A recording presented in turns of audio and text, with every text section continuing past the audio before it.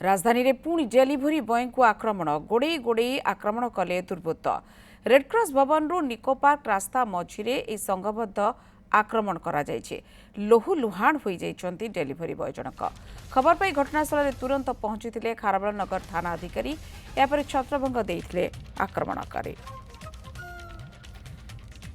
राजधानी में युवकों को गोड़े गोड़े आक्रमण कर डेल्टा छकर ये आप देखिपे डालमा होटेल पाखरे दृश्य आईआईसी निजे आसी आम कथा से युवक जनक जे कौन है प्रकृत में कौन है तुम सहित कौन है कौन तुमको किए मारुले आपण देखुले रेस्क्यू कर मेडिकल नहीं तो देखनी किसी आप देखुए बर्तमान युवक को नि रेस्क्यू करके जो वर्तमान चित्र देखुंत आपण कौन भाव में खारबेल नगर थाना आईआईसी आसी किए से संघबद्ध युवक मान जो मैंने किए युवक को आक्रमण कर पार्सल मगाई पार्सल जिते नहीं आस युवक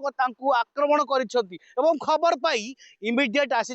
स्थानीय खारबेल नगर थाना अधिकारी प्रथमे प्राथमिक चिकित्सा नहीं जाऊँगी परवर्ती समय खोलताड़ा आरंभ हम प्रकृत में कौन घटना किए दुर्बृत्त माने कौन प्रकृत रहस्य। भुवनेश्वर सुनील कुमार नायक, न्यूज़ 7।